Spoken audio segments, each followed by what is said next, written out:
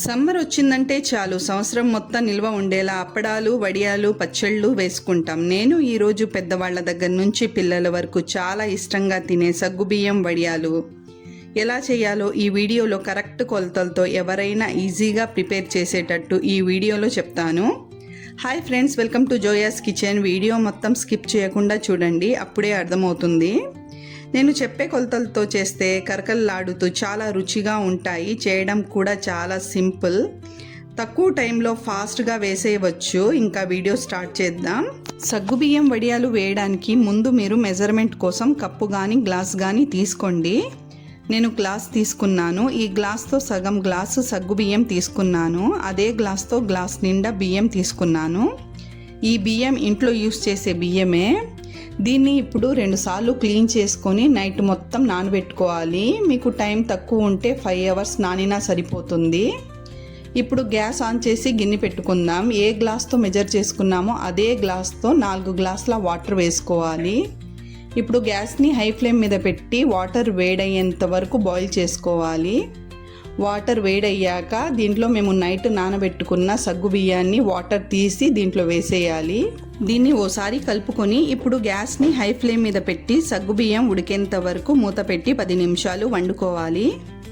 బియ్యాన్ని ఇంకోసారి క్లీన్ చేసుకొని మిక్సీ జార్లో వేసుకొని 1/2 గ్లాస్ వాటర్ వేసి ఫైన్ పేస్ట్ లాగా గ్రైండ్ చేసుకోవాలి. సగ్గుబియ్యం ఉడికిందో లేదో చూద్దాం. సగ్గుబియ్యం ఇంకా ఉడకలేదు, చూడండి. సగ్గుబియ్యంని ఇంకో 2 నిమిషాలు వండుకుందాం. సగ్గుబియ్యం లోపల తెల్ల రంగులా ఉంది కదా, అలా కాకుండా మొత్తం ట్రాన్స్పరెంట్ బాల్స్ లాగా ఉడికేంత వరకు వండుకోవాలి.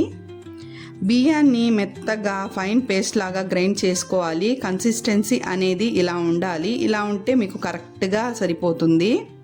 మీకు ఇంకా అర్థం అవ్వాలి అంటే గట్టిగా కాకుండా దోస పిండిలాగా మెత్తగా గ్రైండ్ చేసుకోవాలి. అలా అయితే వడియాలకి కరెక్ట్గా సరిపోతుంది. దీంట్లో గ్లాస్ వాటర్ వేసుకొని పక్కన పెట్టుకుందాం. ఆ క్లిప్ మిస్ అయిపోయింది. మీరు వేసేటప్పుడు గ్లాస్ వాటర్ కలుపుకోండి. సగ్గుబియ్యం అనేది మొత్తం కరిగిపోకుండా ఇలా బాల్స్ లాగే ఉండాలి. అప్పుడే మనకు సగ్గుబియ్యం వడియాల్లో సగ్గుబియ్యం కనిపిస్తూ రుచి బాగుంటుంది. చూస్తుంటేనే భలే ఉన్నాయి కదా వాటర్ బాల్స్ లాగా. ఇప్పుడు గ్యాస్ని సిమ్ మీద పెట్టుకుందాం.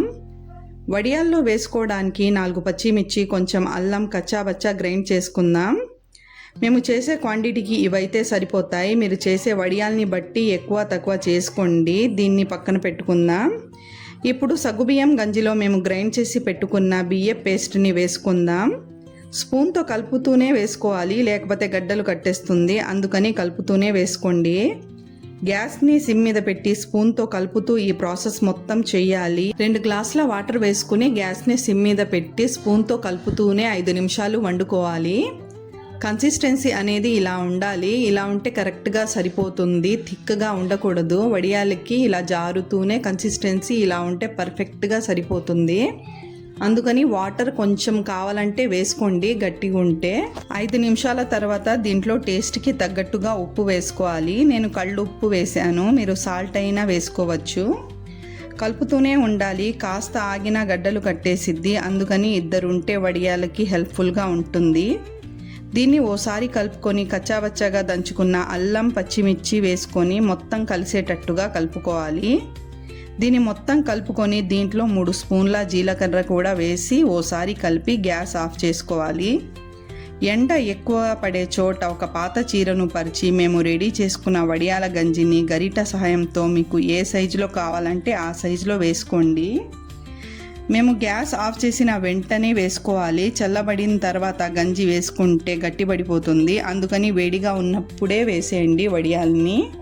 2 అయితే 10 మినిట్స్లో వేసేయవచ్చు. సగ్గుబియ్యం వడియాలని చాలా తొందరగా వేసేయాలి. మేము ఎంత లేట్ చేస్తే అంత థిక్నెస్ వస్తుంది.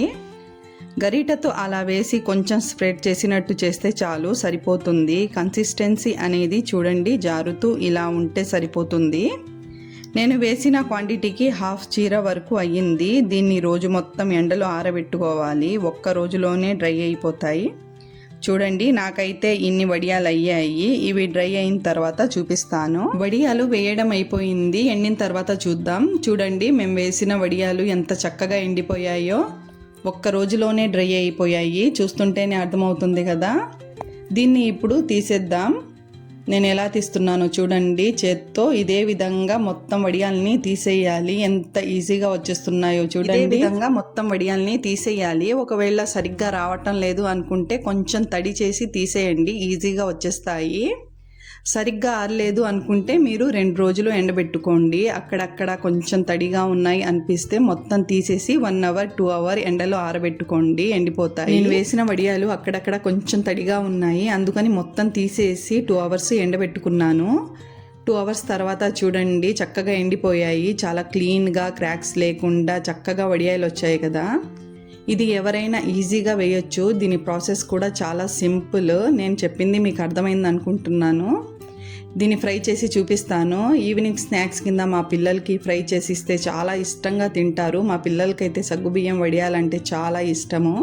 ఫ్రై చేస్తుంటేనే తెలిసిపోతుంది కదా ఎంత పర్ఫెక్ట్గా వచ్చాయో. దీన్ని పప్పుచారు రసంతో తింటే చాలా టేస్టీగా ఉంటాయి.